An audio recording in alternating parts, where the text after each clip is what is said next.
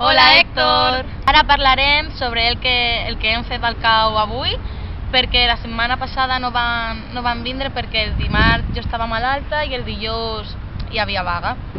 Aleshores, avui hem anat al CAU i hem fet moltes coses. Sí, avui érem 3 a classe, l'Andrea i jo i altra dona que ha vingut per a preparar-se el superior. Ha portat a classe un llibre que ha fet el Juli amb altre professor que s'anomena no sé què Ripoll i on apareixien moltes coses com per exemple hem estat parlant sobre la diferència entre este i aquest i la mestra del CAU ens ha dit que el seu mestre de la facultat li va dir que este en valencià no es pot dir, però clar, nosaltres pensem que sí es pot dir este perquè durant els 3 anys de carrera els nostres mestres de català ens han dit que sí i la meva mestra també del CAU diu que ella també pensa que es pot dir este.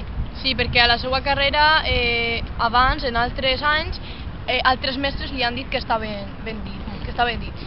I també hem estat veient la diferència entre el català occidental i el català oriental, que es diferencien sobretot en paraules com nen, xiquets i tot això, i que no hem de barallar les dues llengües quan estem fent una exposició oral. Si estem parlant en català oriental, parlarem només en català oriental, i si és amb l'occidental, només en l'occidental. Per això que es diu t'estimo, t'estim, t'estime i t'estime.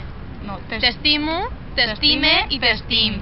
Que t'estimo és en català de Catalunya, el t'estime de Valencià i el t'estim de les Illes. Aleshores, per aquesta cançó podem diferenciar els dialectes.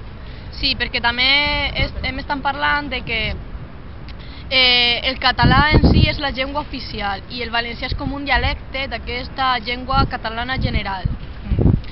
I després, ja per a finalitzar la classe d'avui, hem estat parlant de què voldríem fer quan siguem majors. Quan acabem els nostres estudis.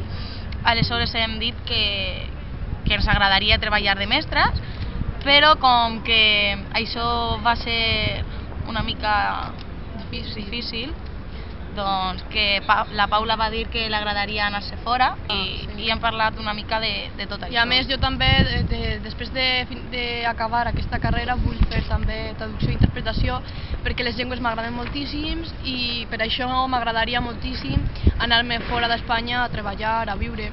I també jo tinc a la ment, tinc al cap que quan acabi la carrera m'aniré fora un any a Londres o on siga per practicar les llengües, no? Sí, o a Alemanya, on siga, per a practicar llengües d'au pair. I tot això és el que hem fet avui. Sí, res més, Héctor, ja el vídeo de la setmana que ve ja parlarem més. I ens veiem al pròxim vídeo!